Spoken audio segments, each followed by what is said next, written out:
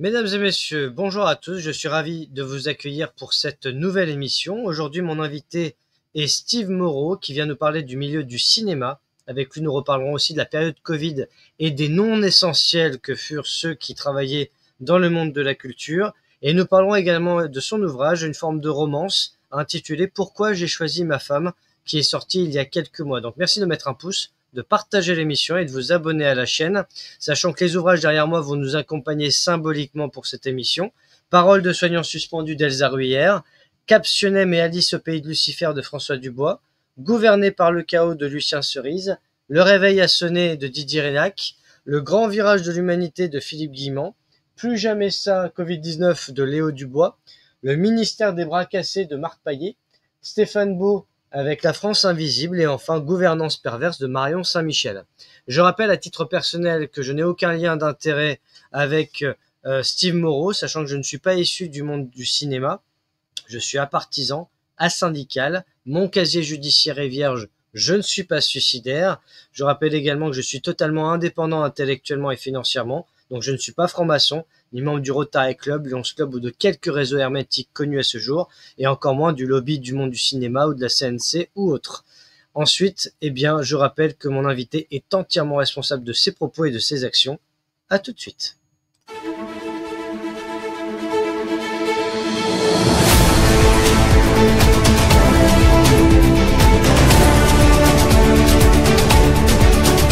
Mesdames et messieurs, bonsoir à tous. Oh, je vous laisse lire, je vous laisse travailler, Nicolas. Allez.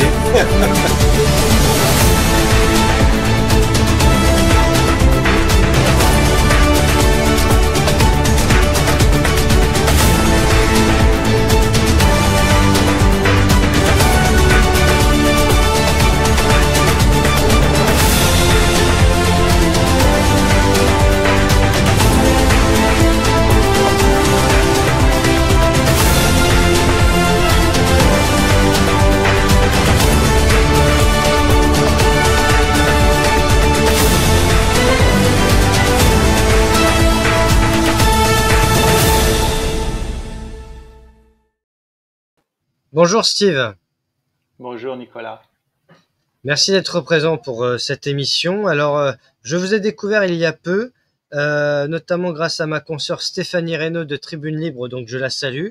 Alors ensemble, nous allons évoquer votre parcours puisque vous faites partie des rares invités que je reçois avec qui nous allons parler cinéma. Et c'est vrai que le monde du cinéma, il est important, sachant qu'il nous a malheureusement beaucoup déçus durant le Covid. Alors quand je parle de déception, je parle des grands artistes connus, que ce soit ceux qui font les Restos du Cœur ou ceux qui appellent à voter Macron au second tour des élections, pour ne citer que cela.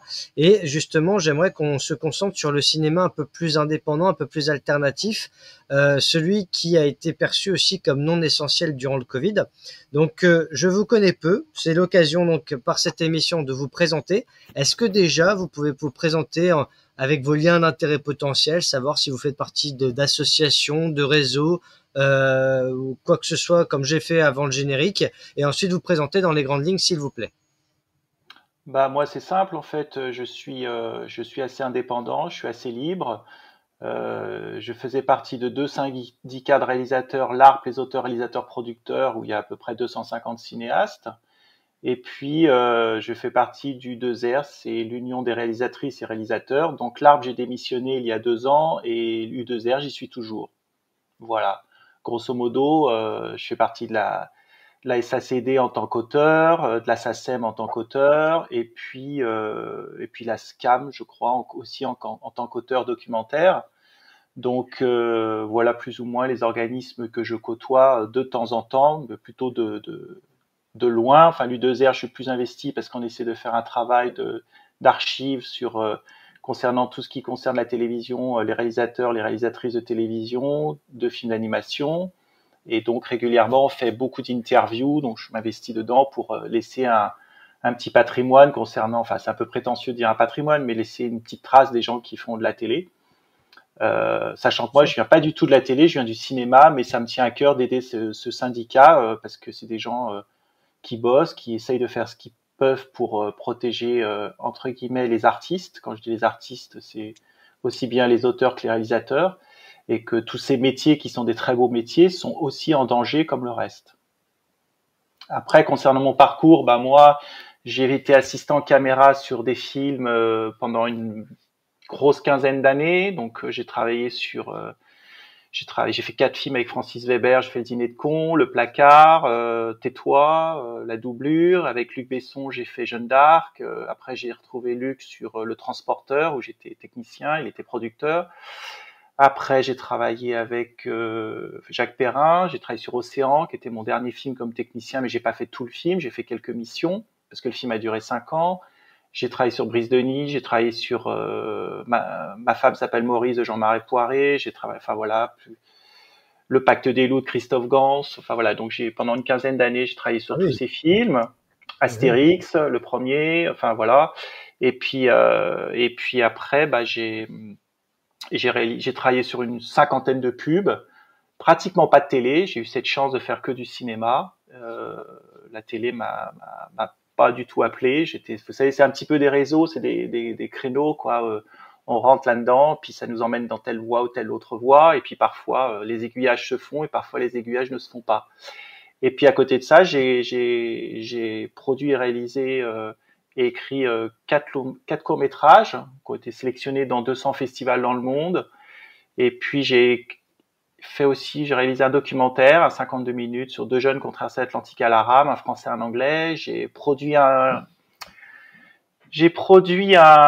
long métrage documentaire qui se tournait dans les favelas en Colombie. Qu'est-ce que j'ai fait d'autre? J'ai fait aussi, il y a 2-3 ans, un documentaire d'actes citoyens pour défendre les enfants pendant la crise sanitaire, donc qui s'appelle Y a-t-il encore un adulte sur cette planète, que j'ai mis gratuitement à disposition des gens sur YouTube et Crane Bunker. J'ai écrit 10 romans, le 10e vient de sortir là, il y a une semaine. Pourquoi j'ai choisi ma femme? Et puis qu'est-ce que j'ai fait? J'ai créé une émission de cinéma pour YouTube avec un ami qui s'appelait It's a Wrap. Voilà, on a fait une cinquantaine d'émissions et on adorait faire ça, mais ça nous prenait tellement de temps qu'on n'a pas pu continuer tellement moi j'avais beaucoup de travail à côté, donc j'arrivais pas à tout faire. Et pourtant, on a adoré faire ça. J'ai réalisé une collection de films aussi avec l'ARP j'ai été faire un état des lieux de c'est quoi être cinéaste en 2018 en France. Donc, je suis allé interviewer, j'ai fait des petits films que vous pouvez trouver sur YouTube qui s'appellent c'est quoi être cinéaste aujourd'hui? Parce que c'est une question qui m'intéresse beaucoup concernant justement tout ce qu'on vit. C'est quoi être un artiste? C'est quoi être cinéaste? C'est quoi être peintre? C'est quoi être sculpteur? C'est quoi être écrivain? Et puis, qu'est-ce que j'ai fait d'autre? Et puis j'ai réalisé à peu près, je crois, un peu plus de 1000 films institutionnels. Je fais beaucoup de films pour les entreprises, voilà, des conférences, des captations. Voilà, j'ai laissé faire la vie comme elle me porte. J'ai pas de plan de carrière. Et là, actuellement, je réalise un nouveau documentaire. Je suis en plein dedans pendant un an et demi, quoi. Voilà. Non, mais c'est assez impressionnant parce que je découvre en même temps et quand vous avez évoqué Jacques Perrin, j'avais une grande tendresse pour cet acteur qui était assez fabuleux pour avoir revu Les Choristes il y a pas très longtemps. Donc on a une pensée pour lui de là où il est parce que il était brillant. Mais en tout cas, voilà, bah, félicitations déjà pour votre parcours. Moi, je suis très cinéphile, donc c'est vrai que quand vous me parlez du Dîner de Con, La Doublure ou Tais-toi, ce sont des films populaires. Tout le monde les connaît en général. Mais alors, tout ça, j'allais dire, c'était pour la plupart avant 2020. Qu'est-ce que le Covid a changé, j'allais dire, dans votre vie, peut-être personnelle, mais aussi et surtout professionnelle? Bah, si vous voulez, ce qui a changé, bon, moi, ça fait quand même, comme j'ai pas mal été impliqué dans les dossiers un petit peu politiques 5 ans avant 2020, donc on va dire de 2015 à 2020, je défendais beaucoup la diversité, le cinéma français, le cinéma européen, j'étais très impliqué là-dedans, je croyais vraiment dans toutes ces valeurs, dans tout ce qui se mettait en place. Mais c'est vrai qu'on avait quand même remarqué, enfin moi j'avais remarqué depuis à peu près une dizaine d'années que la liberté d'expression en France, en tout cas moi je parle du cinéma, de ce que je voyais, les petits symptômes qui s'installaient, c'est qu'il y avait des sujets qui devenaient un petit peu plus compliqués à produire. C'est vrai qu'on va quand même vers une marchandisation de la culture, ça c'est indéniable. Donc dès qu'on sort des sentiers battus, c'est-à-dire les grosses comédies françaises qui sont pas drôles du tout, d'ailleurs très souvent, parfois elles sont drôles, mais très souvent elles sont médiocres. Bon bah là on trouve quand même encore un peu d'argent, voire beaucoup d'argent. quand on est dans des petits films d'auteur qui se font. Moi, j'ai réalisé un long métrage en 2015, qui est sorti en 2015 en salle, qui s'appelle Dos à la mer, qui était l'adaptation de mon premier roman, qui était sorti en 2008. Bon, bah, ça a été un film qui était génial à faire, mais qui a été très compliqué financièrement. Les petits films se font de plus en plus dans des conditions compliquées, avec beaucoup de sacrifices personnels, mais qui sont aussi à la fois des très très belles aventures. Faut pas non plus noircir le tableau. Parfois, ça se passe très mal. J'ai des copains avec qui ça s'est très mal passé. Moi, ça s'est très bien passé. J'ai eu beaucoup de chance. Voilà, mais c'est vrai que depuis des années, je constatais quand même qu'il y a des sujets qui deviennent, voilà, où le cinéma français, c'est un noyau, hein, c'est tout petit. C'est vrai que même avant de conneries et faire trop de conneries, sinon vous êtes vite évincé. Voilà, c'est quand même, c'est un milieu très particulier. Ouais, c'est un milieu très fermé. C'est surtout qu'avant 2020, j'aurais même pu vous poser la question déjà sur l'état de la liberté d'expression, parce que vous parlez du cinéma français, et c'est vrai qu'aujourd'hui, c'est difficile de trouver encore de bons films français. Il m'arrive d'en voir un petit peu de temps en temps en streaming, j'allais dire. Mais là, il y a des chiffres qui sont sortis qui montrent qu'il y a une baisse drastique, colossale du nombre de gens qui vont en salle. Mais il faut se rappeler aussi que on a eu des événements sociétaux comme les Gilets jaunes, où déjà le peuple dans sa généralité, pas seulement les Gilets jaunes eux-mêmes, attendait une réaction des artistes, notamment multimillionnaires, qui savent chaque année faire les restos du cœur et utiliser Coluche comme étendard pour demander du pognon aux gueux, entre guillemets, et sans être dans la caricature, parce que c'est devenu ça. On parle de marchandisation, mais on est tout à fait dans cela, et même la culture, pour y avoir été moi-même avec les ouvrages, il y a une idéologisation de la culture, une politisation de la culture, c'est-à-dire que la politique a pris en otage la culture pour la tourner en d'autres fins et pour des intérêts financiers et mondialistes. Et c'est pour cela que les gens s'en séparent, parce que on parlera du wokisme tout à l'heure. C'est qu'aujourd'hui, vous parliez de la diversité. Le problème, c'est qu'aujourd'hui, on voit que tout porte sur l'apparence, la couleur de peau, etc., mais à l'envers. C'est-à-dire que on voit que pour le cinéma, s'il n'y a pas la petite sirène qui est faite version woke avec comment dire, une femme noire, ça passera pas dans les subventions, etc. C'est-à-dire qu'on n'arrive plus à faire du cinéma sans politiser et wokiser tout, si je puis dire. À l'époque de Funès, Gabin ou Lino Ventura, on se posait pas ces questions-là. Gabin, il disait une chose très très sensée. Il disait, pour faire un bon film, il faut trois choses: une bonne histoire et une bonne histoire. Aujourd'hui, pour faire un bon film, c'est faire un film qui va dans le sens du système, c'est-à-dire comment dire, est-ce que la personne elle est transgenre, est-ce qu'elle va changer de sexe, est-ce qu'elle a les cheveux bleus, etc. Je caricature à peine. Et donc les gens, eux, ils veulent se divertir au cinéma, ils veulent avoir des histoires plaisantes. Et ce qui est dramatique, c'est que on a déjà, on a que du réchauffé, on a des copies.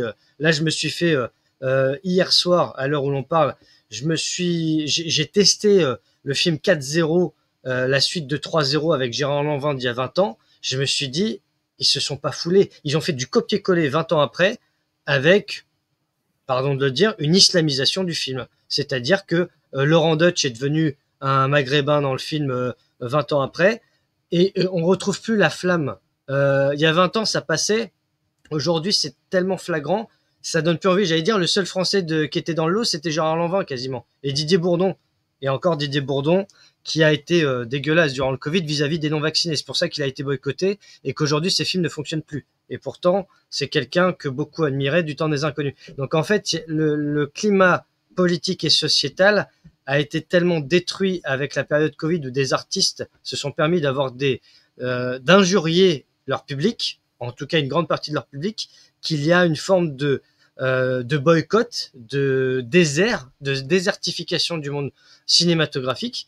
Et aujourd'hui, en plus, on a Netflix, Amazon Prime, etc., qui prennent le relais, parce qu'on est aussi dans une autre époque. C'est-à-dire qu'on a fini l'époque des VHS et des DVD, on est passé au streaming, à Netflix, à Amazon Prime, à, j'allais dire, la numérisation à outrance. Et aujourd'hui, aller dans une salle de cinéma, ça devient assez rare, je trouve. Moi, j'y suis pas allé depuis 2 ans. Et c'est vrai qu'aujourd'hui, quand on va au cinéma, on se dit, qu'est-ce qu'on va aller voir? parce que c'est fade. Ça, voilà, on a l'impression que c'est plus quelle vedette va être à l'affiche plutôt que quelle histoire on va mettre en avant. Je sais pas ce que vous pensez de ce que je dis. Peut-être que je me trompe, peut-être que je suis un vieux con, je sais pas. Mais j'ai l'impression que c'est de plus en plus généralisé cet avis-là. Alors, dans le sujet, il y a de multiples sujets. Donc, on va Ouais, essayer de les prendre un ouais. par un si on y arrive. Pardon, allez-y. Ouais, Moi, j'en reviens pour moi, le cœur du problème de ce que nous vivons actuellement concernant le cinéma et le cinéma français. On va rester sur le cinéma français parce que si on commence à aller oui, bien sûr. à l'international, on va se perdre. Euh, Effectivement, le gros problème, c'est que la plupart, on va dire la majorité des gens qui sont décideurs aujourd'hui n'aiment pas le cinéma. Donc, on en revient à la même problématique. J'en C'est parlais dans une, problématique, oui. oui, j'en parlais dans une interview à Stéphanie. Je disais, on a un problème d'amour entre les gens. On a un problème de s'aimer soi-même et d'aimer ce qu'on fait. Aujourd'hui, la majorité des êtres détestent ce qu'ils font, détestent qui ils sont, parce qu'on les a poussés à se détester, on les a poussés à se détester soi-même et à détester tout ce qu'ils font. Ça, c'est clair et net, on ne peut pas le nier. Et moi, j'ai bien vu dans le cinéma, il m'est arrivé d'avoir des projets de films et d'être allé un peu partout pour les défendre et d'avoir vu des portes closes. Mais qu'est-ce que j'ai remarqué en premier? D'ailleurs, j'en ai écrit un roman qui s'appelle Ce ruban de rêve, qui était un roman un petit peu coup de poing, parce que c'était un roman où j'ai voulu aller le plus loin possible pour faire réagir. Et d'ailleurs, beaucoup de gens de la société m'ont appelé en off, de la société, pardon, du cinéma, m'ont appelé en off pour me dire ton livre est totalement juste dans tout ce que tu racontes. Mais en in, personne n'a voulu en parler. Personne n'a dit ce roman dit des choses, je leur en veux pas, c'est comme ça, qu'est-ce que tu veux. Mais voilà, le problème, c'est que quand moi j'ai eu affaire à des gens qui sont des décideurs aujourd'hui, ils n'aiment pas ce qu'ils font, ils n'aiment pas le cinéma, ils n'aiment pas les auteurs, ils n'aiment pas les réalisateurs. Alors, quel intérêt à faire ça? Parce que c'est de l'autosabotage. C'est quoi le but Parce que ultime? effectivement, ça c'est la première étape. La deuxième étape, c'est que tout le monde aujourd'hui, avant, on avait des fous furieux, on avait des passionnés, on avait des gens qui se coupaient les veines pour faire des films, et aujourd'hui, on a des gens qui sortent des écoles de commerce et qui viennent dans le milieu du cinéma. Et la plupart de D'accord. ces gens-là fonctionnent avec un tableau Excel. Et il Ouais. faut que chaque chose rentre dans une case. Donc, on a la case donc c'est pour ça, on peut parler d'idéologie actuelle, mais tout ça, en fait, c'est juste des idéologies de comptable, marketing. On se C'est dit, ça. tiens, en ce moment, on parle de ça, on va mettre ça. En ce moment, on parle de ça, on va mettre ça. Souvent, ça ne va même pas plus loin que ça. Très souvent, pas toujours, bien sûr. Parce qu'il y a plusieurs niveaux de cinéma. Il ne faut pas aussi mettre tout le monde dans le même bain. C'est complètement différent. Les films à 150 millions de dollars aux États-Unis, les films à 15 millions d'euros en France et les films à 500 000 euros en France ou 500 000 dollars aux États-Unis. Là, on est dans des registres diamétralement opposés. Donc tout ça, effectivement, fait qu'à la fin, on a un film, on parle de cinéma, mais on ne parle pas du tout de la même chose et du même marché. Parce qu'aujourd'hui, tout le monde parle de marché. On parle d'une industrie. D'industrie, voilà. Voilà, les plateformes sont devenues, avec le bon et le mauvais côté des plateformes, bien sûr, elles sont devenues des usines à industrie. Elles font de l'industriel. Je pense que si une plateforme comme Netflix demain se mettait à faire des aspirateurs, peut-être qu'elle agirait de la même manière qu'avec des films. C'est-à-dire qu'aujourd'hui, on n'a même plus moi qui suis, je me faisais la réflexion il y a 3 jours, j'ai eu mon livre dans les mains. Je me disais, j'ai mon livre dans les mains, j'ai pas un fichier PDF. Et ben aujourd'hui, quand tu as dépensé 100 millions de dollars sur un film et qui finit sur une plateforme en fichier PDF, en fichier .move ou en ce que tu veux, ça n'a rien à voir que quand tu fais une avant-première à Paris ou dans une grande ville et puis que d'un seul coup tu invites 200 personnes, tu le vois sur un très grand écran en son Atmos et puis tu en prends plein les yeux et les oreilles, tu te dis notre travail à tous, parce que c'est toujours un film, un travail collectif qu'il ne faut pas oublier, même s'il y a un capitaine, il y a quand même un équipage. Et sans équipage, le capitaine, il peut pas aller bien loin. Donc, voilà, tout le monde est là dans la salle, tout le monde le voit, tout le monde ressent des choses et c'est merveilleux. C'est ça qu'il faut garder, cette joie-là. Le problème, effectivement, c'est que comme on est dans une société qui croit plus en rien, qui croit plus en personne, qui a plus de valeur, dont tout le monde se fout de tout, on voit bien l'effondrement de notre pays, mais on le voit, l'effondrement de notre pays, c'est à titre même individuel, c'est-à-dire que chacun n'a plus rien à foutre. On le voit bien. Quand quelque chose se passe bien aujourd'hui, tu te dis, putain, c'est pas normal. Alors que ça devrait être la base des choses. Et on Alors, le voit dans tous les corps de ouais. métier, ça se dégrade. Alors parfois, je suis assez d'accord là-dessus, mais je me dis combien de temps ça va durer surtout, parce qu'en fait, on se dit que c'est presque un miracle quand ça va bien, mais on se dit en général quand ça va bien, toute bonne chose a une fin. On se dit souvent, mais je reviens sur l'aspect du point move avec le fichier, alors qu'il y a le film à 100 millions. Est-ce que finalement, et ça je me suis posé la même question en littérature, puisque pendant 10 ans j'ai publié, pendant 8-9 ans j'ai publié 10 bouquins, et en fait la question se posait de savoir si le livre était soit une œuvre d'art, soit un objet de consommation. Est-ce que la société d'hyperconsommation ne nous a pas rendu, n'a pas banalisé l'art, l'œuvre d'art, dans le sens où aujourd'hui, on clique, on a une vidéo, je vous donne un exemple tout à fait simpliste.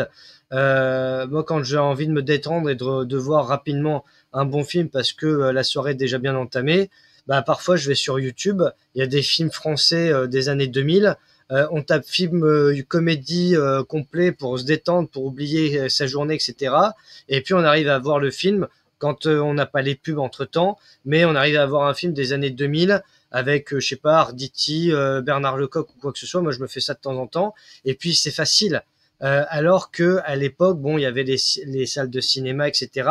Est-ce que finalement, la marchandisation n'est pas aussi liée au consommateur lui-même? Est-ce que finalement, nous ne sommes pas responsables au premier chef de cette situation-là, parce qu'on sait bien que dans les tours d'ivoire et les bureaux parisiens et d'ailleurs, on fait une sorte de cabinet de McKinsey, mais version cinéma, c'est-à-dire on veut penser à la place du consommateur, un peu comme dans 99 francs de Bec BD. C'est à la fois un mélange de marketing, de pub, de communication, de tableur Excel, mais on a on voit qu'il n'y a plus la passion de cela. On voit que les gens, en fait, ils sont là, comme vous le disiez, à mettre dans des cases les films.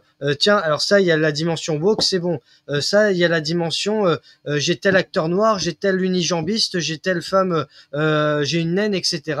C'est voilà. En fait, il n'y a plus de place pour la spontanéité. Est-ce que c'est pas aussi ça qui cause la désertification des salles de cinéma?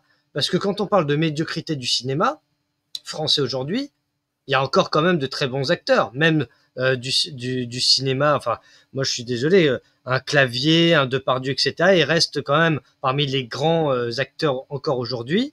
Mais qu'est-ce qui fait que ça n'a plus le même intérêt aujourd'hui, au-delà des déclarations publiques pendant le Covid, etc. Est-ce que c'est pas beaucoup plus profond encore le problème? Est-ce que c'est pas encore une fois l'artificiel, la numérisation qui a pris le dessus sur le traditionnel cinématographique?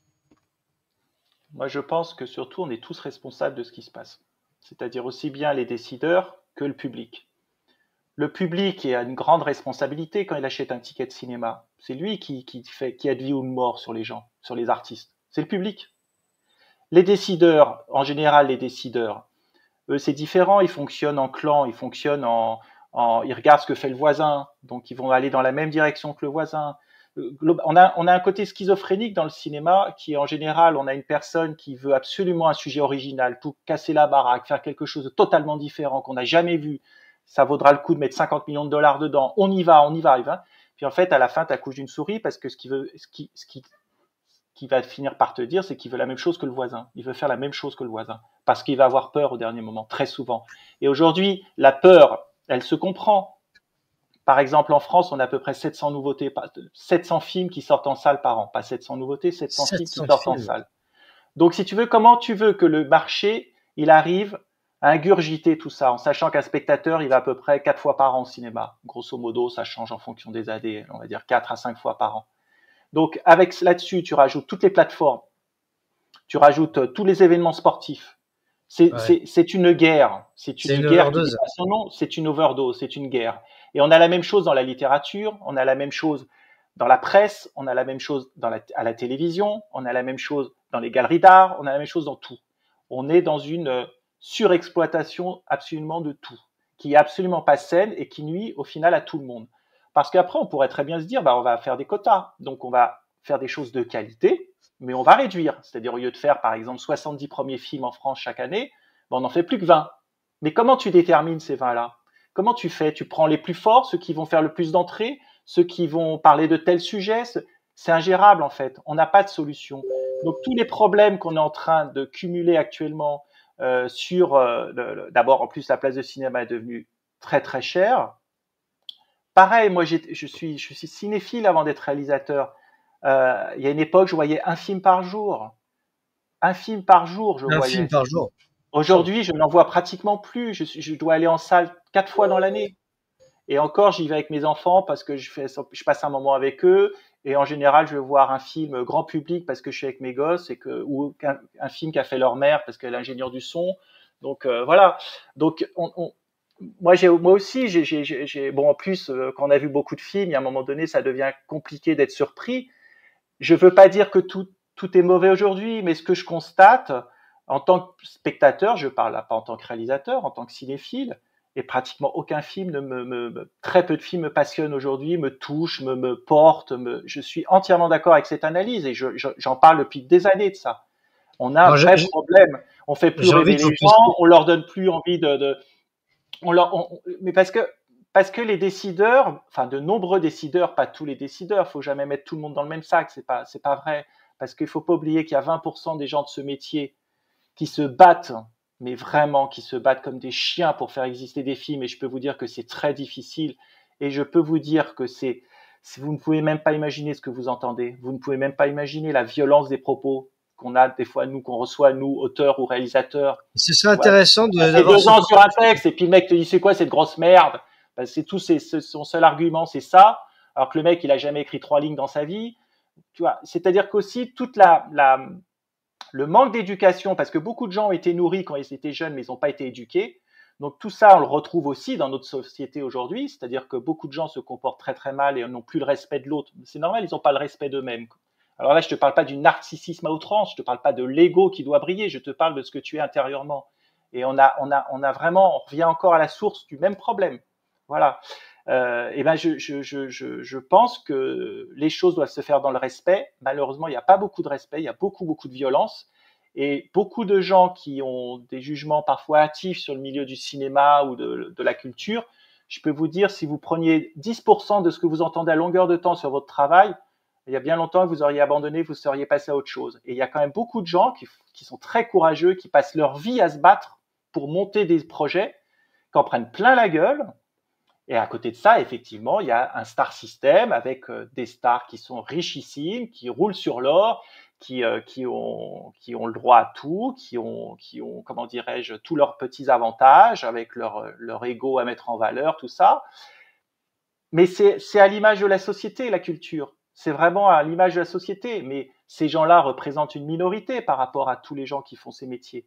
Et c'est pour ça que j'avais écrit aussi sur Ruban de rêve. C'était un roman où je voulais, à travers un amusement d'un personnage qui devient odieux, parce qu'il devient odieux parce qu'il a décidé pour s'en sortir de faire les films les plus médiocres du monde et il devient une star en faisant les films les plus médiocres du monde. Mais on en est là aujourd'hui quelque part. Mais on retrouve on retrouve ça en politique, on retrouve ça. Ils n'ont pas besoin de se forcer parce que. Voilà. Donc, mais ce que je voulais faire passer, c'était que c'était un hommage à tous les gens qui s'accrochent dans la vie. Il y a des milliers de gens qui s'accrochent dans la vie. Moi, j'ai des copains réalisateurs, des copines réalisatrices, écrivains et tout, mais tu peux pas savoir comme c'est dur. Tout le monde aujourd'hui, on n'a plus rien à foutre de rien. Il faut dire la vérité. Tous les jours, tu as des mecs qui te sortent des conneries, mais monumentales. Des trucs qui sont, mais tu n'imagines même pas, quoi. Donc, voilà. Mais tout ça, on en revient à la clé. C'est-à-dire que le comportement des politiques, le comportement des médias, agit sur le comportement global d'un pays, agit sur le comportement global d'une civilisation. Et c'est tout le problème. Comme les autres là-haut, ils font n'importe quoi depuis 50 ans, que c'est un bourbier pas possible et qu'ils n'ont plus aucun respect de rien, et ben aujourd'hui, tout le monde se comporte n'importe comment. Tu le vois dans la rue, tout le monde jette ses papiers, les gens ils piquent les fleurs dans les villes la nuit, enfin, c'est tagué partout, enfin, c'est hallucinant. La collectivité a complètement disparu. Et ça, il faut absolument que tout le monde se ressaisisse, quoi. C'est pas normal. Justement, ça n'a pas toujours été comme ça malgré tout. Donc, à partir de quelle époque ça a commencé à vriller à ce point, d'après vous? Oh bah, enfin, on va dire que quand même. 25-30 ans à peu près. bon, il y a 25-30 ans, mais la clé de contact de toute la merde, là, ça a été quand même le Covid. C'est-à-dire que Alors, le système tyrannique et totalitaire qui s'est mis en place, la clé de contact, ça a été le Covid. Si quelqu'un aujourd'hui ne voit pas ça, on peut plus rien faire pour lui. Je suis désolé. C'est pas des idées de complotistes ou de conneries ou tout ce qu'on veut. C'est juste que si tu veux pas voir ça, on peut plus rien faire pour toi. comment avez-vous vécu le Covid à titre personnel? Moi, j'ai vécu le Covid dès le début. J'ai senti que c'était une arnaque mondiale. Dès le début, j'ai senti que c'était absolument anormal ce qui est en train de se passer. Et puis moi, je fonctionne beaucoup à l'intuition, comme je dis souvent. Je n'essaye pas d'intellectualiser les choses, je n'essaye pas de savoir ce que vont ressentir les autres, ce qu'ils vont dire. Je les écoute, tout ça, bien sûr. Mais dès le départ, je me suis dit, cette histoire, ça pue. Donc je m'y suis vraiment beaucoup plongé, je me suis beaucoup informé, j'ai beaucoup cherché, j'ai essayé de comprendre. J'ai pas essayé de faire l'autruche, me disant bon bah c'est comme ça, je passe à autre chose, continue ma vie. Non non, je me sentais très impliqué par tout ce qui se passait, qui m'a créé beaucoup de problèmes dans ma vie. J'ai perdu beaucoup d'amis, beaucoup de confrères ça m'a attristé de voir leur comportement. En fait, ils en avaient strictement rien à foutre des autres, quoi, rien à foutre. Donc voilà, ça va. Mais mais je remercie cette époque parce que je trouve que c'est une époque extraordinaire qu'on vit. C'est dingue, c'est historique. Enfin, on vit quelque chose, on va vivre un renouveau dont le passage est extrêmement compliqué. Le passage est pas drôle et je sais pas si on arrivera à tous à voir le renouveau qui va arriver. Moi, je crois beaucoup que le futur va être incroyable. Je fais partie de ces gens-là. Et c'est pour ça que j'en veux aussi un petit peu à tous enfin, je leur en veux. Je comprends pas leur attitude aujourd'hui à tous ces catastrophismes-là, à tous ces gens qui, toutes les 2 heures, nous annoncent que la Troisième Guerre mondiale va être déclenchée. Tous ces contes-là qui bavent en attendant l'info. Oh, génial, ça y est, je l'avais dit il y a 2 ans, je l'avais annoncé. Bon, tous ces gens-là me fatiguent un peu parce que c'est bien beau de critiquer un système, c'est bien beau de dire il n'y a rien qui va, c'est bien beau de dire il n'y a pas de respect, c'est bien beau de dire que les médias mainstream, globalement, ils sont dans la névrose et dans la négativité. Mais en fait, quand tu regardes autour de toi, la plupart des autres médias sont aussi dans le même cas. Ils fabriquent la même matrice, mais d'un autre système. Donc, c'est toujours des systèmes qui se remplacent. Et je pense qu'il faut sortir de cette matrice de catastrophiste, cette matrice de négativité. Donc, on voit beaucoup de gens commenter tout ce qui se passe. Ce qui est bien, ça a du bien. Mais quand est-ce que ça agit concrètement, à sa petite échelle, dans la vie de tous les jours, avec les gens autour de soi? Parce que c'est bien beau d'avoir 200 000 abonnés sur Twitter ou sur tout ce que tu veux, TikTok, tout ce que tu veux. Mais si c'est pour relayer l'info d'un média mainstream et la disséquer dans tous les sens et finalement te dire on va tous crever, mais c'est qui ces gens en fait? Voilà, on peut se poser la question. Donc moi, je pense vraiment que tout le monde doit faire son analyse et se dire dans quel monde je veux vivre, avec qui je veux vivre, comment je veux vivre, qu'est-ce que je peux faire à ma petite échelle pour essayer d'amener du beau aux gens. Tu vois, moi, je fais un documentaire en ce moment, je te cite cet exemple, j'essaie de donner du beau aux gens, de leur amener de la poésie, de la beauté, de la légèreté. Je te dis pas que ça va changer le monde, je te dis pas tout ça, mais au moins ça participe à redonner un peu tu vois, de pulsion dans le cœur, voilà.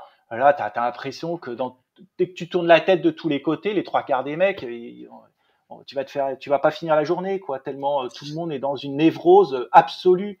Et il y a plein de gens que je respecte et que j'estime qui sont eux aussi là-dedans et je comprends pas.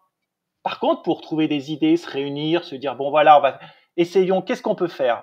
Est-ce qu'on peut faire ouais, il n'y a plus personne. Ah bah non, mais en général, c'est intéressant. On enlève des abonnés sur Twitter, alors putain, non, c'est faut intéressant continuer ce que vous dites, la merde. Souvent, quand on propose des solutions, c'est là que plus personne n'est d'accord, mais que exactement.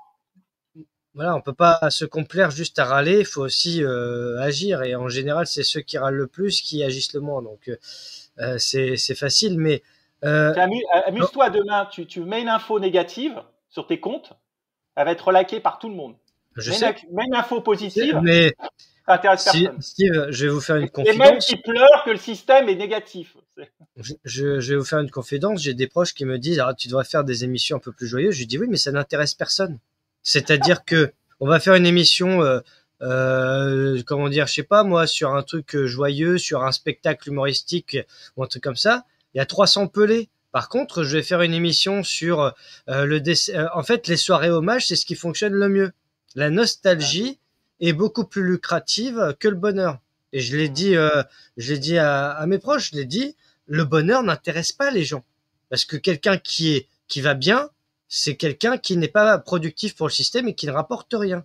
Et c'est pour ça que les pompes funèbres auront toujours plus de côté lucratif que la joie de vivre. À moins que ce soit en dessous de la ceinture, à parler de quéquette, etc. La bite à Brigitte, ça fait plus vendre que de parler de la protection de l'enfance. C'est pas moi qui fais les règles. J'aimerais que quand on parle d'un truc joyeux, il y ait 3000 personnes en direct. Bah non, parce que ah ouais, mais bon, voilà, il y a des choses plus graves. Alors le problème, c'est qu'il y a le nombrilisme. Ça, c'est un autre truc aussi. C'est ouais, mais moi, on parle pas de moi, de mon cas à moi. Oui, mais toi, t'es pas tout seul sur Terre. Déjà, on est 8 milliards et en France, on est 70 millions. Donc ça, c'est une chose. Et puis le problème, c'est que les gens voudraient que on satisfasse tout le monde, ce qui est pas possible. On a que 2 bras, 2 jambes. Et après, il y en a qui prônent de faire des unions, des alliances, des machins. Et quand on commence à en faire, ouais, mais un tel, c'est un traître, c'est une opposition contrôlée. Donc, rien ne va plus. Voilà. Mais c'est français. C'est pour ça qu'il y a des gens qui se barrent du pays d'ailleurs, parce qu'ils en ont tellement ras-le-bol de la mentalité française que je peux comprendre aussi, parce que j'en combats une certaine partie aussi. Moi, après, je suis pas exempt de reproches aussi. Moi, je suis assez, je suis quelqu'un de pessimiste en général. Mais comme disait le proverbe russe, un pessimiste est un optimiste bien informé. Donc, en général, quand on est bien informé, on comprend pourquoi on est pessimiste. Après, il y a aussi la résilience, il y a aussi tourner ça vers autre chose. C'est-à-dire que sur la protection de l'enfance, bah, ok, on se lamente parce que tel gamin est placé abusivement, tel gamin s'est fait violer, etc. Maintenant, on fait quoi? Parce que bon, c'est pas en restant le cul vissé sur sa chaise qu'on va aider le gamin. Il va falloir faire des choses concrètement. Et c'est là qu'on voit que c'est beaucoup plus compliqué et qu'il faut des forces pour s'unir. Et qu'il faut, j'allais dire, être dans l'action, le pragmatisme, voire même l'optimisme. Mais bon. Mais je comprends ce que vous dites. C'est pas évident. Ce qui est dommage, c'est que beaucoup de gens de très grande qualité, on en revient à la même chose. Les médias, ils jouent sur quoi? Ils jouent uniquement sur l'émotion et pas sur le rationnel. Et aujourd'hui, toutes les 2 jours, ils te lancent un os. Et tous les gens, des gens brillants intellectuellement, intelligents, très cultivés, qui arrivent à bien décrypter l'info et tout sur les réseaux ou ailleurs, des gens qui ont plein de choses à dire que je trouve très intéressantes, eux aussi parfois tombent dans le piège. Pendant 2 jours, ils sont contents, ils ont leur nonos pour activer leurs 100 000 abonnés, mais en final, pendant que tu es sur l'os, derrière, ils continuent leur numéro, les autres, ils continuent d'avancer. Et nous, enfin, si on veut un monde meilleur, si on veut pas rentrer dans ce monde totalitaire qui est en train de s'installer, et là on parle pas de gauche, de droite, d'extrême gauche, de toutes ces conneries, bien sûr. tout ça c'est de la merde. Donc il faut arrêter que j'en ai peux plus quand t'as quelqu'un qui commence à dire ah ouais mais toi c'est des idées de gauche ou de droite ce que tu dis, mais ferme-la putain, t'en es encore là 50 ans plus tard, mais bouge-toi quoi, réagis là. Bon ben voilà, tu vois, donc toute cette énergie est perdue et surtout il y a une urgence de la situation. Et cette urgence de la situation, on n'a pas 50 ans pour se retourner et essayer de s'en sortir. Parce que si demain les CBDC ils se mettent en place, si demain ils continuent au rythme où ils vont, on est dans une sacrée merde. Et là, il serait temps que tout le monde un petit peu se dise bon, on va arrêter de commenter, on va plutôt agir, on va peut-être commencer à passer à autre chose. Surtout que, honnêtement, Steve, on peut agir sans faire des choses totalement disproportionnées ou inconsidérées. On parlait de consommation. Moi, je suggère beaucoup le boycott, notamment quand on parle de l'argent liquide, avec l'euro numérique qui arrive bientôt, etc. Les caisses automatiques, l'intelligence artificielle. Là, j'ai appris que Grok, le fameux ChatGPT de Twitter, eh bien, Grok s'est vendu lui-même, puisqu'on a demandé, quelqu'un a demandé qui t'a créé, qui te finance. Et il dit c'est BlackRock. Donc BlackRock a créé Grok et le finance. C'est quand même magnifique, quoi. BlackRock, c'est quand même le fonds d'investissement le plus riche du monde. C'est 20 000 milliards avec un Larry Fink qui a été décoré par Macron, je crois, en 2019, si je dis pas de bêtises. Donc, on voit bien. Et l'intelligence artificielle, j'aimerais qu'on l'aborde aussi dans cette émission. Et ça va de pair, j'allais dire, un peu avec le wokisme aussi, parce que on s'aperçoit que l'industrie du cinéma euh, mise beaucoup là-dessus. C'est ce que j'ai remarqué sur les réseaux sociaux. D'ailleurs, j'ai des proches souvent qui me disent waouh, c'est génial cette vidéo. Et je me dis, mais en fait, ça, c'est une intelligence artificielle. Et c'est très subtil parce que c'est tellement réaliste, des vidéos, des montages, des choses comme ça. Et je me rends compte que, en fait, c'est peut-être le danger aussi qui nous pète au visage parce que déjà que le cinéma est en crise, je trouve, dans le côté créatif. Aujourd'hui, la créativité, c'est compliqué. On a l'impression qu'on fait du copier-coller, même dans la musique. Le nombre de chanteurs qui font des reprises de choses d'il y a 20 ans pour l'aménager à leur sauce, je me dis, mais ces gens-là, ils savent pas créer eux-mêmes. Moi, ça me débecte, quoi. Moi, j'écris mes poèmes depuis bientôt 20 ans. J'écris des poèmes. Euh, j'ai jamais utilisé ChatGPT pour écrire un poème. Je le fais avec mon cerveau, avec de la musique, avec des mots, parce que j'ai la chance d'avoir quand même un vocabulaire assez large que j'ai appris tout au long de ma vie. Et je me dis, il y a quand même des gens qui veulent faire de la musique ou des paroles en demandant, tiens, ChatGPT, fais-moi une chanson sur la nature, ou en reprenant un truc d'il y a 20 ans. Il y a un chanteur en ce moment que je ne citerai pas, qui est gitan pour les intimes, et qui a tendance à reprendre deux, trois tubes comme ça qui sont un peu passés pour le chanter lui-même avec l'artiste en question. Je me dis, mais en quoi c'est de la nouveauté, ça? Non, moi je zappe parce que je trouve ça insupportable. Et en plus, c'est faire du fric avec pas grand-chose. Pour moi, faut le mériter, son argent. C'est la notion de mérite, c'est je crée quelque chose, je travaille sur une musique qui a du sens, qui a des paroles. C'est un peu comme un film. Pour moi, les films d'Audiard, c'était les meilleurs parce que il y avait du style, il y avait de la subtilité, il y avait du 36e degré, etc. Aujourd'hui, c'est comme en musique, on fait la la la et puis ça fait un tube. Donc il y a quand même quelque chose qui va pas. Elle vient d'où cette crise? Ben, comme je te disais tout à l'heure au départ, enfin ce que je vous disais tout à l'heure au départ, désolé, je tutoie tout le monde, donc des fois je me Ouais, il y a trompe pas de dans mes. problème, ça me dérange pas. La- la- Bien sûr qu'il y a des artistes qui joueront toujours avec ça, mais c'est pas la majorité. Le problème, Non, c'est non, bien que sûr. le problème, il y a deux problèmes, comme j'expliquais tout à l'heure, c'est que beaucoup de choses viennent des décisions. Ce sont des décisions politiques, ce sont des décisions artistiques, ce sont surtout des décisions économiques. Donc, comme tout le monde vit dans la peur, tout le monde veut faire la même chose que l'autre. Et quels sont les grands films qui ont marché et qui ont révolutionné l'histoire du cinéma? Pratiquement toujours, tu peux aller vérifier, ce sont des prototypes des films que personne n'attendait, que personne ne voulait. Tu les prends, personne. Je vais te prendre Star Wars, l'un des plus connus, parce que allez, comme ça tout le monde connaît. Mais je peux te citer comme ça tous les cas de très nombreux grands cinéastes qui se sont battus contre vents et marées pour des films que personne ne voulait. Mais c'est ces films-là où d'un coup les gens se disent, waouh, il y a un déclic qui se passe, j'ai jamais vu ça, on n'a jamais raconté une histoire de cette manière et tout.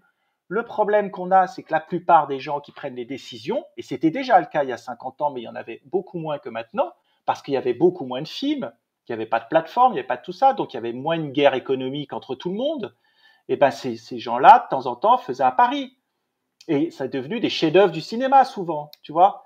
Le problème qu'on a aujourd'hui, c'est ça. C'est Netflix, je crois, sort une nouvelle série tous les vendredis où en France, on a 20 nouveautés par semaine. 20 nouveautés par 15 semaine. nouveautés par semaine, plus 20, peut-être 5 ressorties. Donc, ça fait à peu près 20 films. Et le but, Donc, c'est de rendre les gens accros, en fait. on a 5000 là-dedans, tu as à peu près 5000 salles de cinéma en France.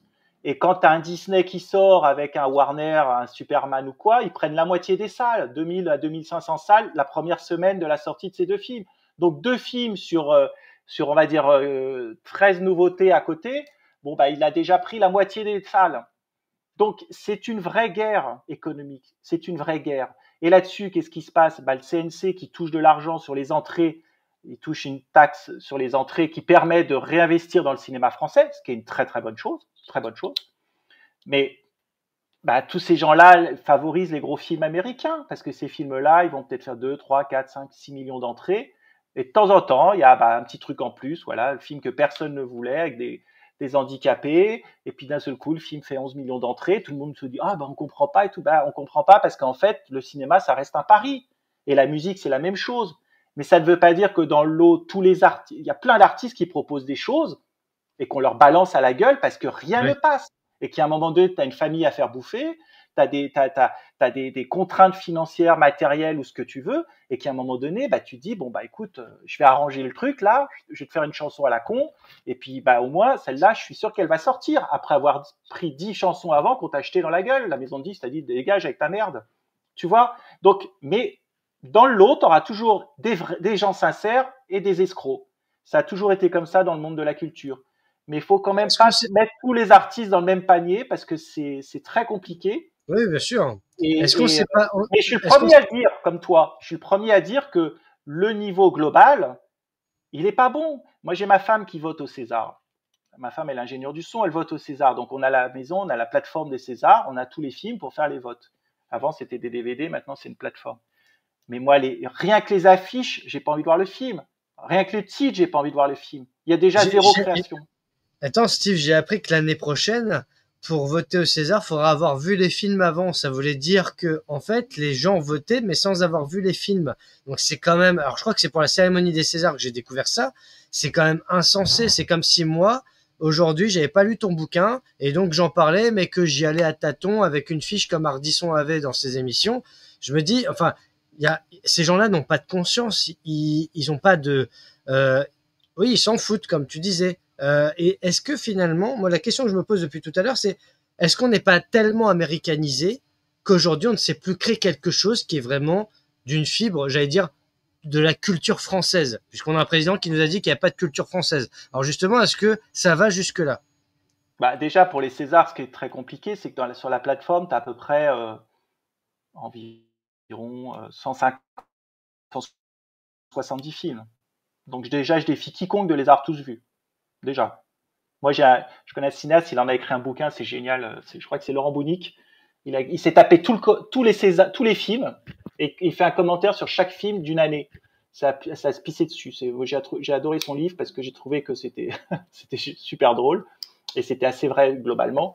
Mais voilà, rien que ça déjà, comment tu fais? Donc tu votes pour les films que tu as vus. C'est-à-dire que je sais pas, pour le meilleur son, t'en as peut-être Non, vu mais au 20, moins, on en 25 a et vu puis 3 ou 4, quoi, voilà. parce que Bah non, mais la plupart des gens qui votent, ils ont vu des films. Faut pas déconner.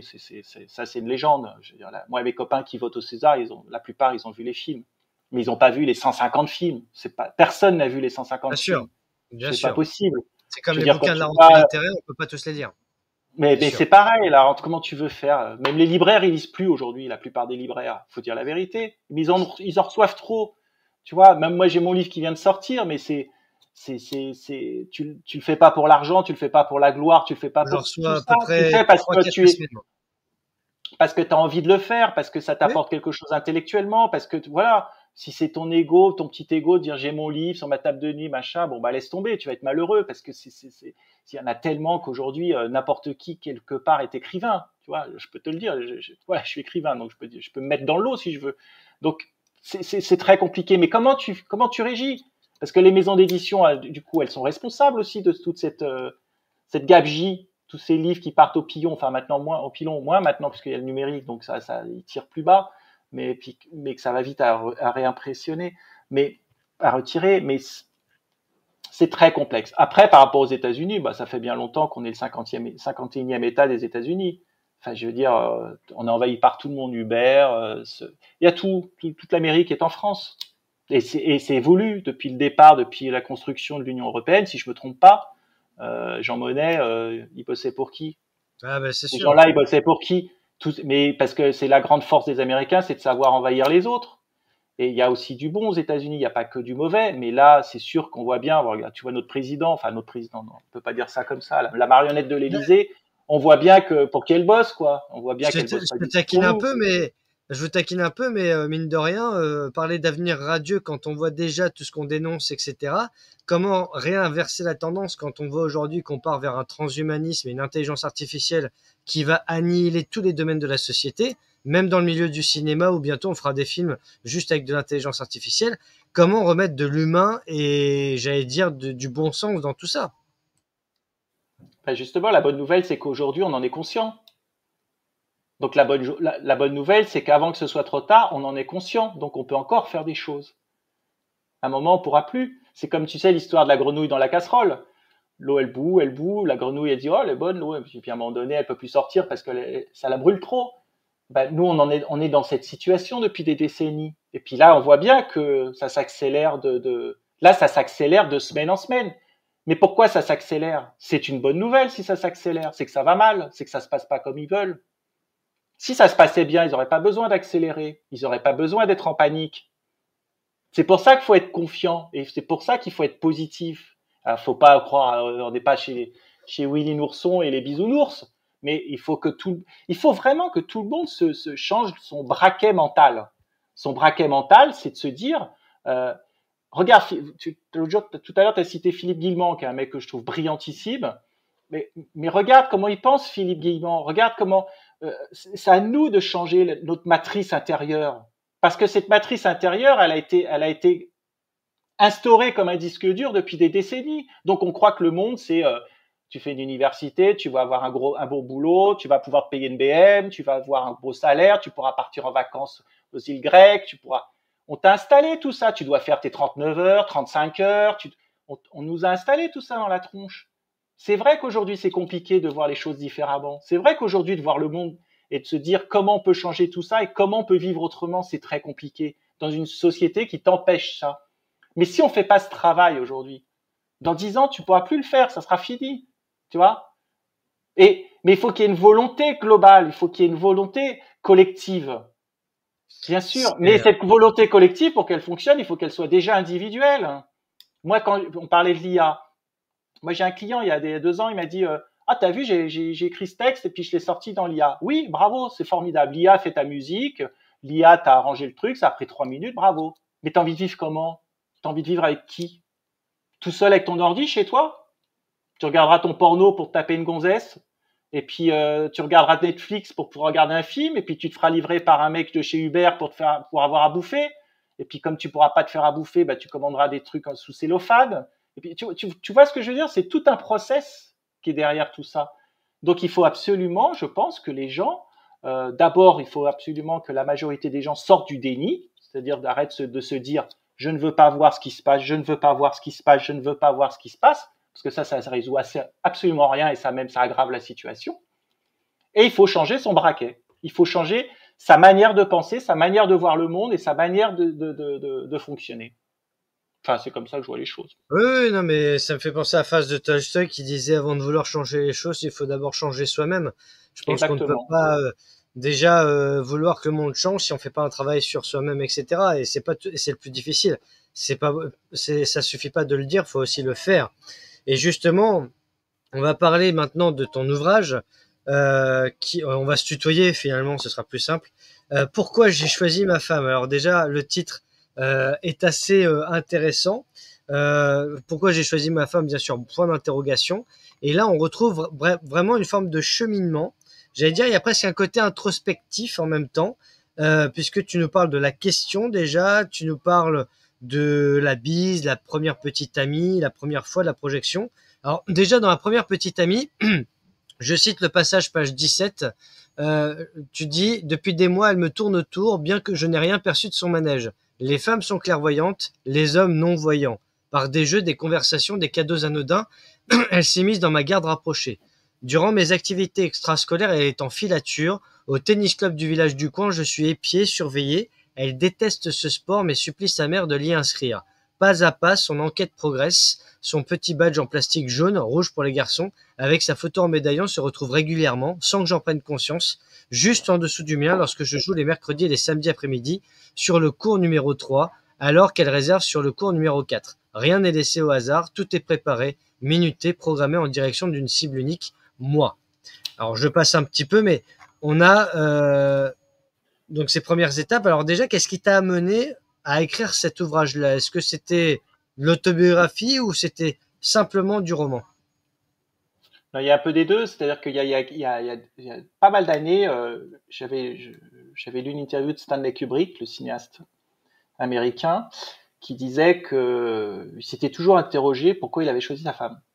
Et cette phrase m'avait profondément marqué parce que d'abord Kubrick donnait très peu d'interviews et je me suis dit c'est vrai, c'est une question incroyable. Et pendant des années, je me suis amusé à des dîners, à des soirées, à poser la question à des gens et je me suis rendu compte que pratiquement personne n'était capable de répondre. Mais vraiment personne. C'est-à-dire dire oui, je l'aime, je l'ai vu, j'ai eu le coup. Tout ça, pour moi, c'est pas la vraie raison. C'est pas possible. On peut pas passer 10, 15, 20, 30 ans de sa vie avec une personne et se dire c'est juste parce que je l'aimais ou juste parce que son physique m'attirait.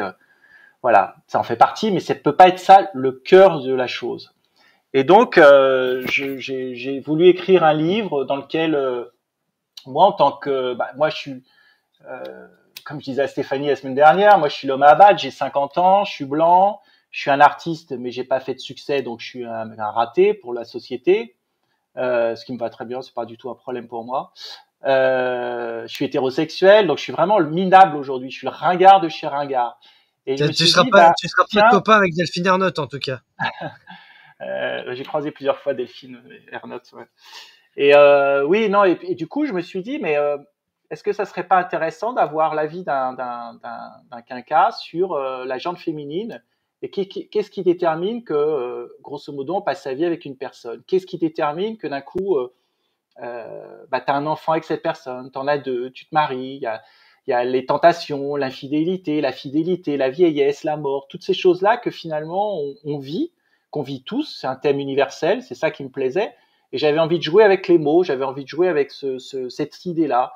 Et puis c'est vrai que dans cette époque où on est quand même plus ou moins attaqué médiatiquement et culturellement par rapport à ça, un jour, j'ai un ami à moi qui avait un déjeuner avec une productrice du cinéma français et qui était dans la même situation que moi, c'est-à-dire quinca, 50 ans, hétéro et tout, et je lui ai dit, écoute, je vais te dire la vérité, t'es foutu, c'est mort pour toi, tu peux faire autre chose. T'imagines la violence du truc?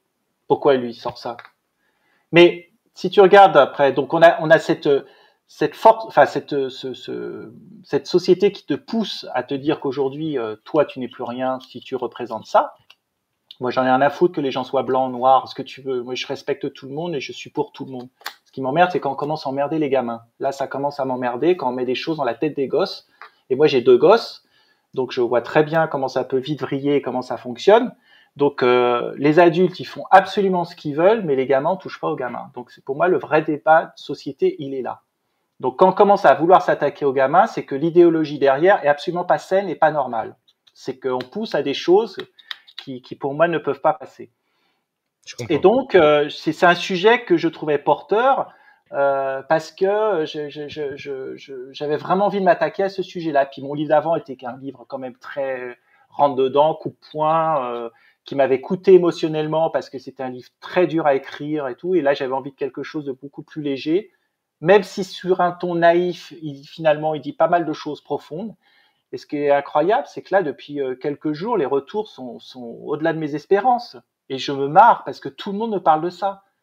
Les gens mais pourquoi je suis avec toi? Et pourquoi Et l'autre fois, il y a un mec qui m'a dit ce midi, il m'a dit, je me suis mis devant ma femme avec le bouquin et quand elle a vu le titre, elle a dit, qu'est-ce que tu lis?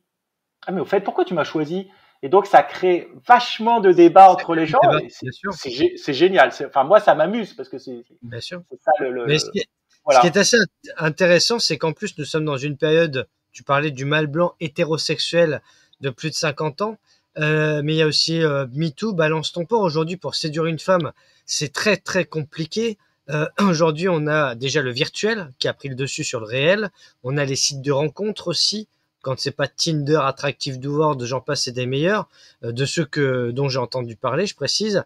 Mais aujourd'hui, comment faire en sorte de séduire une femme sans passer pour un goujat, pour un mufle, pour un pervers? Parce que on voit toutes les étapes, j'allais dire, de la rencontre, de la cohabitation du couple avec la belle-mère, etc., les beaux-parents, l'enfant et compagnie. Mais on a l'impression que aujourd'hui, tout ça est un peu éculé, que même une famille, un couple qui reste longtemps ensemble, c'est presque devenu ringard. Quand on nous montre la vision du couple et la vision de l'amour, entre guillemets, dans la cérémonie d'ouverture des Jeux Olympiques, avec le trouble, avec le wokisme, etc., on a l'impression que l'inversion des valeurs, c'est une norme. Et que celle que tu présentes dans ton ouvrage, c'est devenu l'exception qui confirme la règle. Donc comment aujourd'hui remettre la conception que tu évoques dans ton livre, j'allais dire, au goût du jour, en quelque sorte? En fait, moi, mon rôle, entre guillemets, d'artiste, c'est de poser des questions. J'ai pas forcément toutes les réponses. Mais puis c'est un peu paradoxal par rapport à ce que je te disais tout à l'heure, qu'il faut voir notre braquet différemment pour construire la société de demain. Et là, en fait, mon livre est plus quelque chose, on va dire, entre guillemets, de stéréotypé. Tu vois, on est on va dire, dans un carcan plus ou moins classique. Mais moi, ce que je constate, c'est qu'on a ce qu'on nous dit, ce qu'on entend et la réalité. Donc aujourd'hui, on nous parle bien sûr de transhumanisme dans les médias, on nous parle de toutes ces choses-là, du wokisme, machin. Mais quand tu vas dans la rue, est-ce que tu vois beaucoup de woke? Quand tu te balades dans la rue, est-ce que tu vois beaucoup de gens avec des cheveux bleus, avec de la barbe Moi, j'habite Paris, j'en vois jamais, pratiquement jamais, mais vraiment jamais. Donc il faut se méfier toujours entre les effets d'annonce et ce qu'on Ouais, et puis nous le dit côté loop, et etc. le côté aussi. loupe de la société. Je connais aucun woke dans ma vie. Pourtant, je connais un paquet de monde. Hein. Je peux te dire, j'en croise des gens. Hein, parce que moi, avec mon métier, j'ai accès à peu près à toute la couche de la population. Et ça, ce que je trouve une grande richesse personnelle. Mais moi, ma fille est dans mes enfants sont dans un collège, il n'y a pas de woke. Tu vois, moi, je me balade en scooter dans Paris toute la journée, je vois pas de woke. Enfin, par contre, à la télé, dans le film, on te dit, voilà. Donc, il faut aussi faire très attention à tout ça. Tout ça aussi, c'est de la programmation. Faut pas oublier la télévision. Ils vous vendent quoi, la télévision? Ils vous vendent des programmes. On vous programme pour accepter. On vous programme. On vous rabâche les choses. On vous explique les choses. Donc, Non, mais c'est voilà. intéressant ce que tu dis parce que toi qui a bossé pour le cinéma, la télé, aujourd'hui, un jeune qui voudrait se lancer comme toi dans ce milieu-là, qu'est-ce que tu lui donnerais comme conseil, un ou plusieurs conseils, pour le mettre en garde face à ce monde d'après, en quelque sorte? Bah, c'est marrant, tu me poses cette question. J'ai donné des conseils. Enfin, j'ai pas de conseils à donner, mais j'ai rencontré une jeune comédienne il y a 2 mois, avec qui j'ai passé 3 heures et qui a 25 ans. Moi, j'en ai 52. Du coup, elle voulait avoir mon avis sur le métier, sur la profession et tout. Qu'est-ce que je peux dire à un jeune? Qu'est-ce que je peux dire à un jeune? J'en sais rien. La seule chose que je peux lui dire, c'est sois toujours sincère avec toi-même et ne fais jamais quelque chose que tu ne veux pas faire. C'est aussi simple que ça, mais c'est comme ça pour tout le reste. Écoute-toi, toi, n'écoute jamais, jamais, jamais, jamais les autres. Écoute-toi, toi. C'est la règle de base avec soi-même. Être en accord avec soi-même. Le problème des métiers artistiques, très souvent, c'est que ça attire les gens déséquilibrés. Quand je dis les gens déséquilibrés, c'est-à-dire des gens avec des souffrances émotionnelles ou qui ont eu des chemins de vie compliqués. Moi, j'ai eu un chemin de vie compliqué étant jeune, donc tu vois, sans problème, je peux en parler. Donc, les métiers artistiques attirent les gens qui ont eu des problématiques. C'est un fait. La plupart des grands auteurs, la plupart des grands peintres et tout, la plupart avaient quand même beaucoup des problèmes, soit psychologiques ou autres. Enfin, on peut appeler ça comme on veut aujourd'hui. Enfin, chacun se bat contre quelque chose, donc il faut trouver ce quelque chose en chacun. Mais c'est ça qui. Et donc, du coup, quand tu te trimbales des choses comme ça et que tu arrives dans ces métiers où on te fait croire que tout le monde est pote, que tout le monde est gentil, que c'est un métier où il faut s'aimer, il faut. Bon, bah, c'est compliqué. Si tu te prends au jeu, tu souffres. Donc, il faut réussir à te trouver des valeurs assez fortes, personnelles, pour te protéger de tout ça. Et en même temps, si tu te protèges trop, tu ne peux pas sortir des belles choses de toi. Moi, quand j'écris pourquoi j'ai choisi ma femme, bien sûr qu'il y a des choses personnelles. Alors tu peux te dire, parce qu'aujourd'hui on parle que de ça, c'est du narcissisme, du voyeurisme. Non, parce que là c'est un roman, c'est pas comme si je détalais ma vie sur les réseaux tous les jours en expliquant dans quel état psychologique je me sens aujourd'hui. Moi j'en vois, tous les jours je les vois passer les messages, donc je vois bien. Non, là c'est un effort, c'est une démarche intellectuelle, c'est une démarche un livre, c'est quelque chose pour moi c'est marqué dans la pierre, donc ça a de la valeur, tu vois. Et donc je trouve que de parler de ça, tu vas toucher les gens forcément quelque part. Tu vois, bah, je le vois dans les réactions, je le vois bien qu'ils sont touchés. Et la partie romanesque que tu rajoutes montre que tu es un écrivain. Tu vois, donc c'est cet équilibre qui fait que d'un seul coup tu amènes une nourriture, tu amènes un menu à quelqu'un qui a envie d'y goûter, quoi. D'ailleurs, ça me fait penser, là, je suis sur le page 108, c'est dans le chapitre concernant la vérité, où tu dis le monde est un perpétuel mensonge qui exaspère et fatigue tant les hommes et les femmes. une inlassable perte d'énergie qui nous escorte durant toute notre existence. Détecter et décrypter les fausses promesses, observer du coin de l'œil les uns et les autres avec attention, écouter son entourage avec méfiance, soupçonner sans faire d'exception. Tant de monde cherche à la dissimuler. C'est un compliment qui console, une berceuse qui rassure. 3 petits points. Le mensonge. Rompre avec le mensonge est la priorité. L'écarter, le minimum syndical. Oui, s'avouer la vérité, quel travail. Mais sa vertu n'est-elle pas de nous rendre plus forts, rayonnants, propres, authentiques? C'est beau d'être authentique, non? Et puis pourquoi accepter de dire la vérité si c'est pour continuer de se mentir? Finalement, c'est un beau résumé aussi de notre époque où on prône aussi la transparence et une forme d'apocalypse. On parlait de l'époque tout à l'heure, surtout de ce qu'on a vécu depuis le Covid, depuis 2020. Et tu dis, cette époque est formidable, est exceptionnelle, à plus d'un titre, aussi bien dans le pire, mais aussi dans le meilleur, puisque ça nous a permis de révéler certaines personnes, de faire tomber des masques et d'éveiller des consciences. Moi, je sais que sans cette période Covid, j'aurais jamais fait d'émission, je pense. Et toi, ça t'a permis aussi de découvrir autre chose. Alors aujourd'hui, j'allais dire, où en es-tu artistiquement parlant? Est-ce que tu es toujours, entre guillemets, dans l'industrie du cinéma, etc. Ou est-ce que tu t'es reconverti? Ou est-ce que tu es devenu plus indépendant? Comment ça se passe? Alors déjà, moi j'ai toujours été assez indépendant. Même si j'ai travaillé sur des gros films, donc j'ai été on va dire dans le système, mais on n'est jamais hors système. Ça n'existe pas, ça c'est pas vrai. Ça aussi c'est une légende. Même les indépendants sont dans le système. Donc parce que sans système, on ne peut pas fonctionner non plus. Donc après, c'est toi qui détermines ta ligne de démarcation, jusqu'où tu es prêt à aller, jusqu'où tu n'es pas prêt à aller. Et puis il y a aussi les rencontres, et puis il y a aussi les énergies entre les gens. Et en général, tu attires les gens qui ont un peu les mêmes énergies que toi, et vice-versa. Donc, moi, je continue de faire des films comme je peux, avec mes moyens, avec les gens qui m'entourent, avec des sujets que tu vois, là, j'avais fait ce film pour les enfants, je l'ai fait pratiquement tout seul. Et puis, ça a été un bonheur absolu de le faire, de faire un état des lieux avec eux, de leur donner la parole sans filtre, qu'ils puissent s'exprimer clairement sur les situations qu'ils avaient vues, comment ils avaient vécu le Covid. Donc j'ai trouvé ça important. Là, je suis sur un autre film où des partenaires sont en train de nous suivre, donc on est encore dans une autre démarche, c'est encore autre chose. Et puis on évolue comme on peut, et comme je te dis, avec les gens qui viennent sur ta route, qui sont avec toi ou pas. Après, moi, je suis pas du tout un anti-système. Je trouve que c'est une connerie d'être un anti-système, ou alors tu vas vivre dans une île déserte et puis et puis c'est le collectif qui va faire que les choses elles s'améliorent. C'est pas faut pas croire que. Après, on a aussi une société, on est dans une époque de la victimisation où tout le monde se porte victime de tout et de rien, où tout le monde passe son temps à se plaindre, à geindre. Tu le vois bien, il pleut 3 jours, tout le monde parle que de la pluie. Il fait chaud 2 jours, tout le monde parle de la canicule. Enfin, mais c'est surréaliste, quoi. Peut-être que la première des choses à faire, c'est d'éteindre sa télé et allumer son cerveau, comme on dit souvent, puisque on se rend compte que la télévision a fait beaucoup de mal dans nos vies. Moi, je fais partie des enfants de la télé des années 90, et c'est vrai que la télévision, c'était notre seule, entre guillemets, référence d'information avant même Internet, même au-delà des jeux vidéo.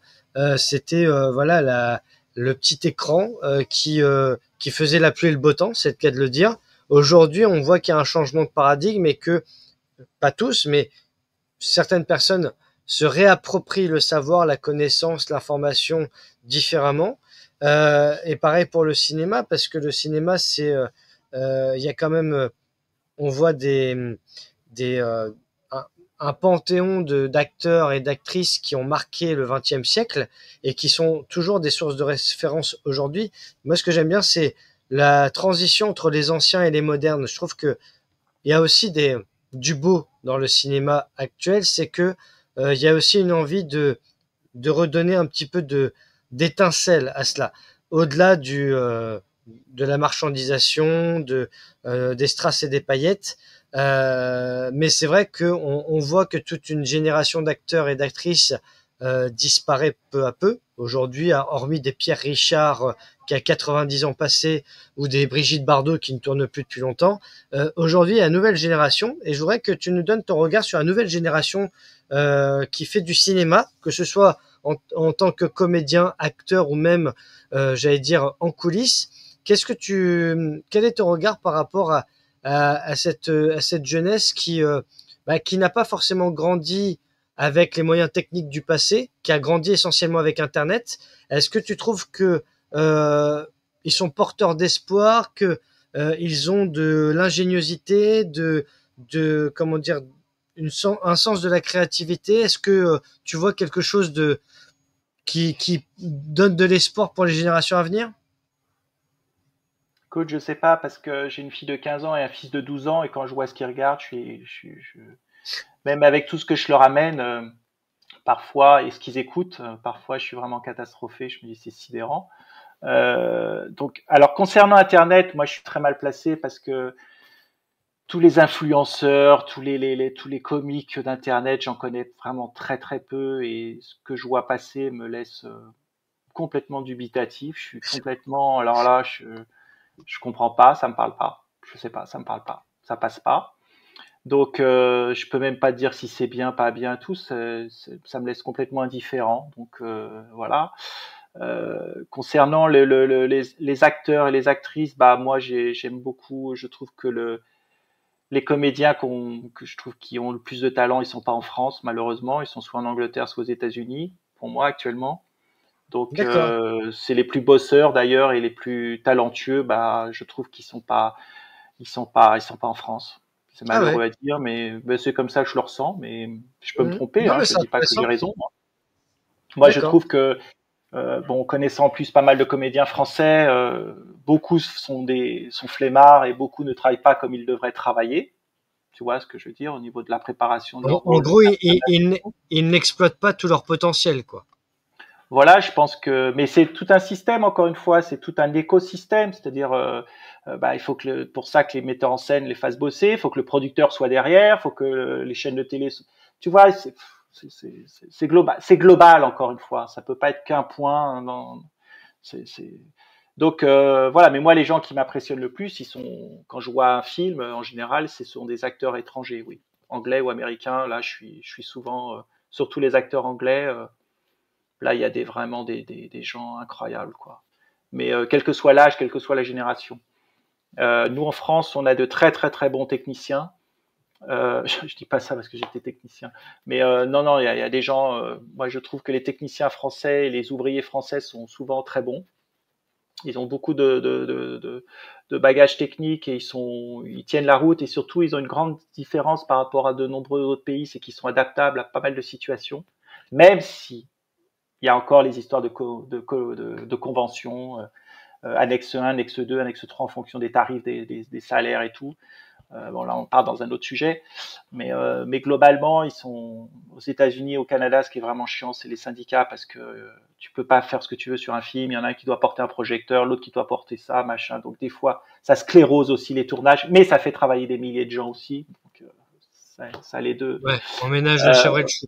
voilà, donc les syndicats sont puissants et les syndicats peuvent bloquer l'industrie et donc bloquer le pays, ce qui n'est pas le cas en France.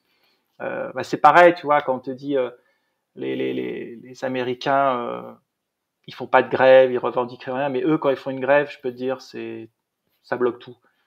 Nous, tant qu'il y a une grève des auteurs, mais tout le monde n'en a rien à cirer hein, quand il y a une grève des auteurs. Aux Mais États-Unis, le quand il y a une problème, grève c'est des que auteurs, l'industrie panique, hein, tout le monde panique, quoi. la grève est un sport olympique français, donc il y a des grèves partout et il y a presque pas une semaine en France où il n'y a pas une grève. Oui, et puis on sait Et d'où viennent les grèves, on sait comment elles partent, on sait qui est derrière, on sait. C'est ça aussi, tout ça. Moi j'ai fait 50 manifs hein, pendant 2 ans. J'étais tous les samedis en manif. Enfin, je veux dire, on sait bien que tout ça sert strictement à rien. En plus, j'ai été voir tout le monde pour voir tout le spectre, pour voir politique, syndicaliste et tout, pour voir justement qui était qui dans les. C'était très intéressant. J'ai fait plein de villes de France et qu'est-ce que tu as découvert? ça m'a découvert. Par exemple, qu'est-ce que je peux te dire là qui me vient tout de suite Bah, par exemple, une manif des Gilets jaunes, tu te fais tout de suite taper sur la gueule. Et puis une manif de Philippot, bah là, tout le monde est tranquillou. Il y a la petite marche du samedi. Tu arrives sur la grosse scène de concert. Qui peut croire à ces conneries, franchement? Alors, oui, il est gentil, il dit des choses pour. Mais Là, il n'y a pas un flic, il n'y a personne, tout se passe normalement. On fait sa petite promenade pendant 4 heures, on traverse Paris, il fait beau, machin. Et puis tu arrives, il y a la concert, la scène, il y en a 15 qui montent sur scène, qui gueulent. On remballe les bras, terminé, la journée est terminée. Qu'est-ce qu'il en sort? Zéro, rien. J'ai fait LFI aussi pour voir, j'ai tout fait pour justement voir la population, voir les tranches d'âge. J'ai fait des manifs à Annecy, à Chambéry, à Montpellier, à Paris, pour voir aussi pour voir un petit peu. J'ai fait les manifs sur la réforme des retraites, les manifs j'ai fait un petit peu les gilets jaunes. J'ai fait, enfin au début, après j'ai fait les gilets jaunes après le Covid aussi. C'était plus de ça dont je parlais. Ouais, c'était très intéressant. Il y avait beaucoup de personnes âgées, pas beaucoup de jeunes souvent. Je sais pas, les jeunes n'ont pas l'air de se sentir concernés parce qu'est en train de leur arriver. Ouais, sauf quand il s'agit de bloquer les universités, là, de sécher les cours, là, il y a du monde. Les syndicats, j'en parle même pas. Ça a zéro intérêt d'en parler, de la CFDT, tout ça. Bah non, parce que quand t'appelles à voter Macron le dimanche et que le lundi matin t'appelles à manifester contre, avec des amis comme ça, pas besoin d'avoir d'ennemis. Hein. Ils sont les idiots utiles du système, grassement payés pour ça. Et il y a des gens qui sont prêts à adhérer. Hein. Moi, j'ai adhéré à EFO, ça a duré 2 mois. Quand j'ai vu comment ils se comportaient avec le pass sanitaire et le pass vaccinal, et que les syndicats, ils ont été aux abonnés absents parce qu'ils ont incité à l'obligation vaccinale. Voilà, on a compris que les syndicats, ils représentaient pas grand monde. Ils avaient un pouvoir énorme et ils étaient corrompus par le système pour demeurer ainsi. Donc voilà. La très bonne nouvelle dans tout ce qu'on vit, c'est qu'on sait aujourd'hui globalement qui est qui. Ça, c'est une très très bonne nouvelle. Maintenant, on sait sur qui on peut compter. C'est ce qu'on en fait, c'est surtout ça. Mais c'est déjà pas mal. C'est déjà pas mal de savoir globalement qui est qui. Dans ton entourage, ta famille, tes amis, avec qui tu travailles, tu sais que voilà. Et tu sais que si ça revient, tu auras grosso modo les mêmes personnes qui referont les mêmes choses. Donc déjà, tu es préparé à anticiper les choses. Mais c'est terrifiant. Enfin, j'ai beaucoup souffert de cette période au niveau humain. Ça a été très très très très dur de découvrir le comportement. C'est incroyable, c'est incroyable. Donc globalement, on peut dire que tous ces enculés de mondialistes ont foutu un gros bordel dans les familles, dans enfin, je veux dire, et que des gens aujourd'hui disent non, on a tourné la page, c'est terminé tout ça. Mais vous rêvez ou quoi? Mais vous rêvez, vous avez tourné la page, mais en fait vous aimez pas. Vous n'aimez pas vos enfants. Vous n'aimez pas vos enfants. Quand tu aimes tes enfants, tu peux pas pardonner ce qui vient de se passer. Ils ont flingué des couples, ni oublier ni pardonner. Ils ont tué des vieux. Non, mais c'est incroyable. Et des gens te disent non, on va tourner la page. C'est fini tout ça. Non, mais t'aimes pas tes enfants, t'aimes pas les êtres humains, t'aimes pas la vie. Et pour finir cette émission, quels sont tes projets à venir? Puisque là, ton livre vient de sortir. Est-ce que tu es en train d'en écrire un autre? Est-ce que tu as des projets cinématographiques quelconques? Je réalise un documentaire là, qui je pense sera fini dans 1 an. Donc déjà, ça prend énormément de temps. J'ai beaucoup de clients pour qui je fais des films aussi. Et puis j'ai créé un nouveau roman, actuellement, que j'ai commencé il y a un peu plus de 8 mois. Mais entre-temps, j'ai écrit un livre de poèmes pour voir un peu si j'ai toujours eu un peu de mal à me confronter à ça. Et puis j'ai écrit un livre de poèmes et je sais pas si c'est publiable ou pas, si ça va être publié ou pas. Mais je me suis bien amusé à écrire ça et ça bastonne bien, c'est costaud, c'est rigolo, là c'est plutôt c'est un peu coup de poing quoi. Mais voilà, et puis sinon la poésie engagée quoi. Ouais, de la poésie engagée, exactement. Mais c'était génial, j'ai adoré faire ça. J'ai adoré me confronter à quelque chose que j'avais jamais fait, puis j'avais un peu peur de me mettre, de dire non, je suis pas un poète, moi, je suis pas. Et puis en fait, c'est du Bukowski quoi. Donc, sacrée référence quand même Bukowski. Donc, t'imagines le machin quoi. Donc je pense que c'est impubliable en France. C'est impubliable en France. C'est sûr. Bon, en tout cas, merci beaucoup, Steve, d'avoir été présent avec moi sur ce plateau. Je sais pas si on a répondu à toutes les questions. Oui, nickel. Donc D'accord. tu as publié Pourquoi j'ai choisi ma femme et je mettrai tous les liens en description pour la commande, ton site internet, etc. pour te joindre. Et puis, bah, écoute, bon courage pour tes projets, documentaires, poèmes, livres. Donc voilà, de la polyvalence et puis de la créativité, c'est tout ce que j'aime, c'est tout ce qu'on aime. Donc bon Merci. courage à toi. Je te laisse le mot de la fin si tu veux ajouter quelque chose. Ouais, t'es marié, Nicolas, ou pas? Je parle pas de ma vie privée. Parce que j'aurais bien aimé te poser la question, pourquoi tu as choisi ta femme? Mais en tout cas, c'est intéressant ce que tu as dit, notamment sur ton ami en question, avec le bouquin et puis la personne en question, la femme en question qui disait pourquoi tu m'as choisi. Ça Non, mais montre bien et je pense que chacun peut faire le test chez soi. Parce ah que ouais, non, ce mais c'est serait... super drôle, je t'assure, c'est super drôle. Ouais, ouais. Ah, Non, mais... Et puis réciproquement, pourquoi madame a choisi monsieur? Parce que faudrait... exactement, tout à fait, Si ça tout se à trouve, fait, une femme écrira la même chose, mais version réciproque. Ce serait tout à intéressant fait. s'il y a des femmes dans le public ou des auteurs au féminin qui sont intéressés, qu'elles te contactent, par exemple. Ça pourrait faire un petit truc, voire même un duo. Pourquoi on s'est choisi? Et puis voilà. Bon, Moi, je voulais proposer à l'éditeur de faire un jeu concours. Tu vois, un jeu pour justement récupérer toutes ah ces ouais. infos, voir. Mais bon, tu sais, aujourd'hui, quand tu demandes des trucs comme ça, le mec en face, il te regarde, il dit, oh là là, le boulot. Bon, tu fais, allez, laisse tomber, on passe à autre chose. Non, non. Bon, en tout cas, merci à toi d'avoir été présent pour cette émission. Et puis, Merci. merci aux auditeurs d'avoir répondu présent. Et à très vite pour une nouvelle émission. Bonne soirée à tous.